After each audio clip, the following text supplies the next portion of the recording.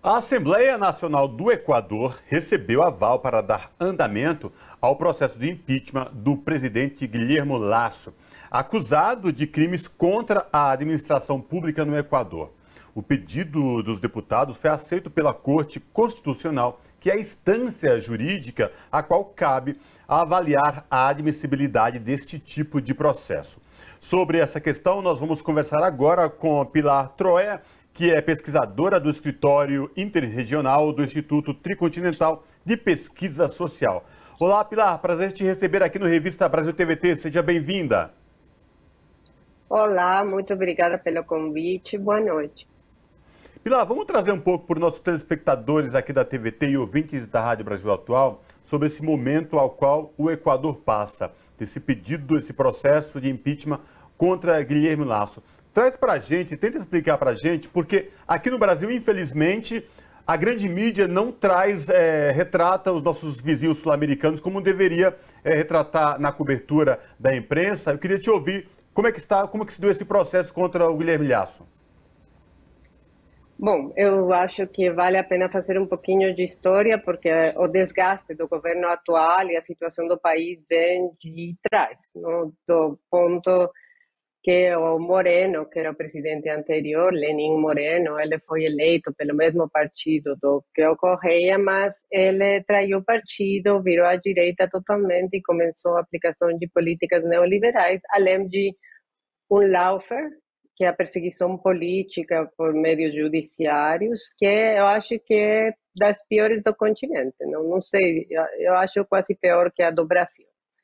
O Correia não foi para a cadeia só porque ele estava morando na Bélgica, porque a mulher dele é de lá. E ele acabou o mandato e ele foi imediatamente para lá.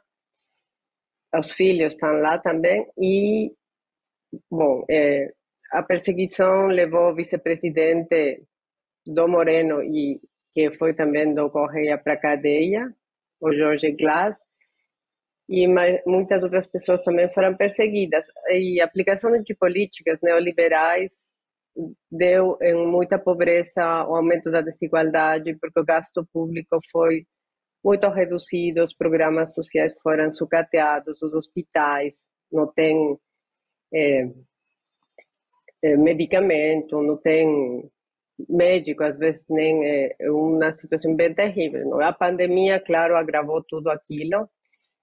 E Lasso ele foi eleito com um partido muito fraco, mas com a força que ele conseguia do fato de ter um ódio contra o Correia e o correísmo criado em boa medida pela imprensa corporativa, né? Tem uma que todos os atores políticos usavam e continuam usando. Qualquer coisa ruim que acontece, eles falam que o Correia deixou aquilo assim. Já são 4 anos do que Correia, não, 5 e mais do que 5, perdão, da saída do Correia, e ainda estão falando a mesma coisa. Não? Que tudo o que acontece hoje no país é culpa do Correia. Então, além da pobreza, a fome, a desigualdade, a falta de emprego, o emprego precário, mais da metade das pessoas que têm emprego têm um emprego precário, tem um problema de segurança pública, que é importante colocar porque é parte do que dá legitimidade ao processo atual do impeachment, porque o Equador tinha uma taxa de homicídios muito baixa, das menores do continente, 5,5 homicídios por 100.000 pessoas, e agora tem 24. Subiu muito, e essa taxa nota, os crimes também são crimes muito mais hediondos. Tem muita mais presença de pistoleiro, tipo assaltam uma joalheria e colocam explosivos no corpo do atendente da joalheria. São umas coisas muito estrondosas. Esses crimes, essas mortes, roubos, assaltos, também tem a população sente isso com muita força, porque o Equador era um país bastante tranquilo, vamos falar. E Lasso tem uma bancada muito pequena na Assembleia, ele tem 12 parlamentares, assembleístas é o nome do nosso Congresso, não? Assembleia, e tem uma bancada de 25 de um total de 137.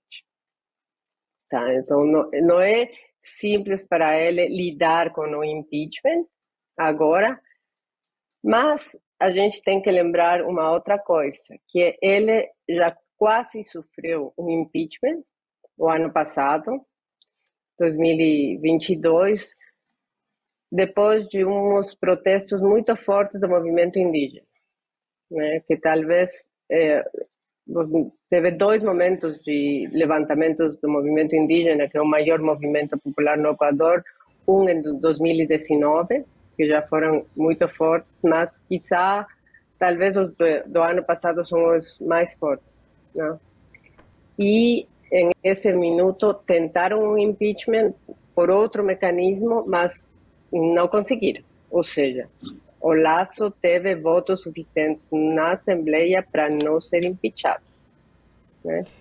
E Pilar, agora, sobre as eleições que aconteceram recentemente no Equador, regionais, municipais, tiveram vários políticos e políticas ligadas ao correísmo, ao Correa, que conquistaram cidades importantes, que vão agora estar à frente de cidades importantes. Isso talvez foi uma resposta da população frente aos ataques também do governo Lasso e ao entendimento da população do que o governo Lasso vem colocando a população nessa situação que você bem nos explicou? Em parte sim, mas nunca tem uma tradução muito direta desses governos locais para o governo nacional, tá?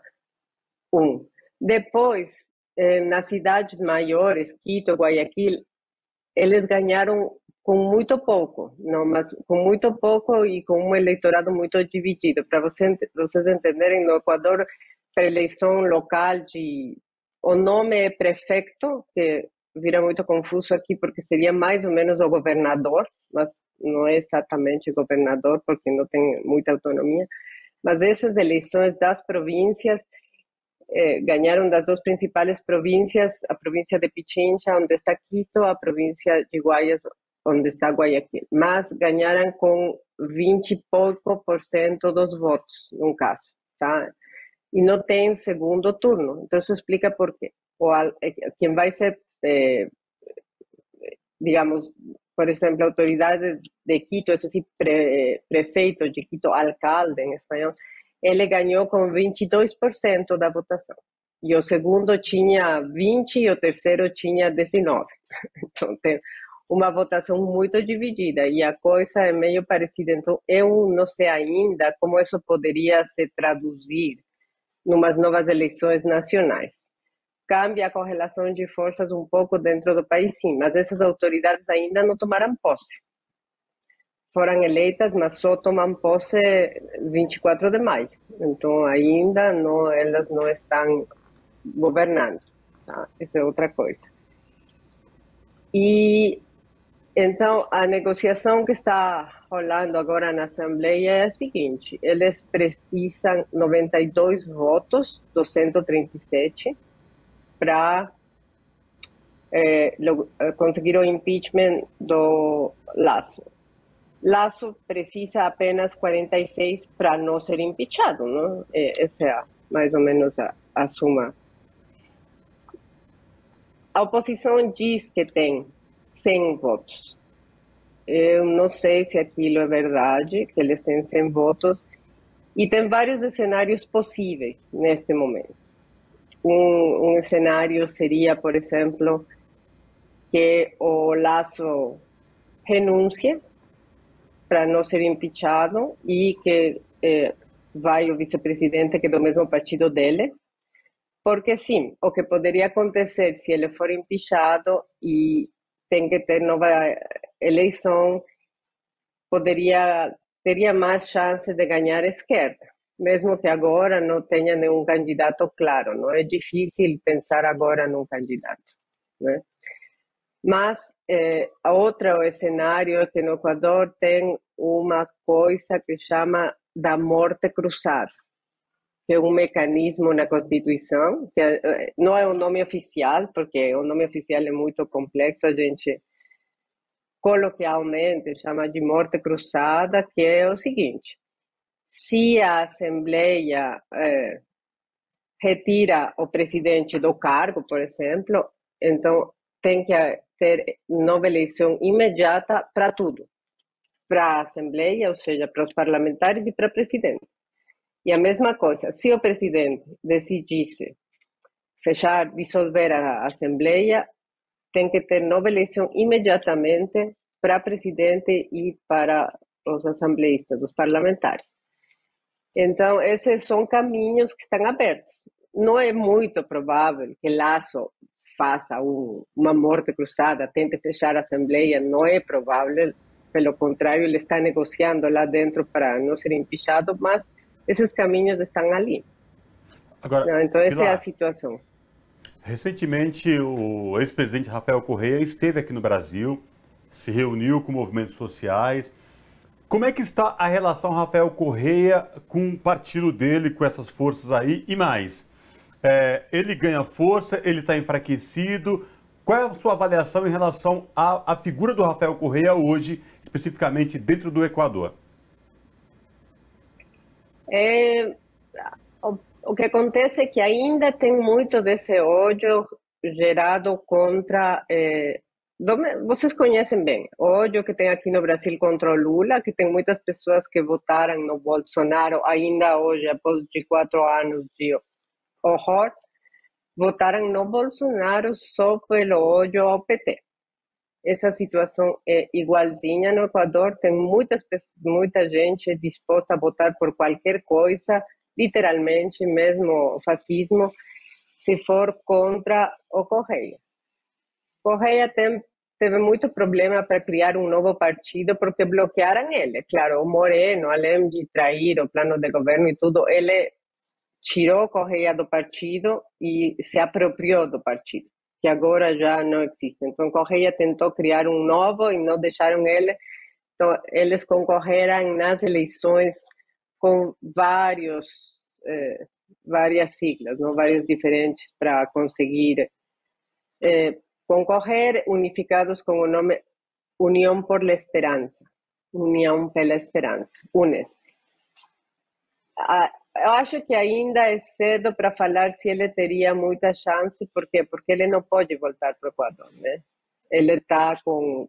Se ele entrasse no país, teria que ir direto para a cadeia, porque ele foi condenado e não tem recurso que eles tenham aceitado. A condenação é ainda mais ridícula do que o triplex de Guarujá, porque é uma condenação por influjo psíquico. Eu nem consigo traduzir aquilo. É tipo, ele influenciou as pessoas para cometerem atos de corrupção. Imagina se isso é viável, porque não tinha nenhuma prova. Então, mesmo que o partido e o Correia tem mais ou menos 30-35% do eleitorado, não? Essa é mais ou menos a proporção, é a maior força política do país, com certeza. Ainda é cedo para dizer se aquilo dá para ganhar uma nova eleição. Vamos ver como vão se desenrolando os acontecimentos. Mesmo agora, o processo do impeachment. É o que dá disso. Perfeito. Perfeito. Então, a gente segue acompanhando esses desdobramentos. Conversamos com Pilar Troia, que é pesquisadora do Escritório Interregional do Instituto Tricontinental de Pesquisa Social. Pilar, muitíssimo obrigada pela sua participação conosco aqui hoje. Obrigada a vocês e até uma próxima. Até uma próxima. Abraço.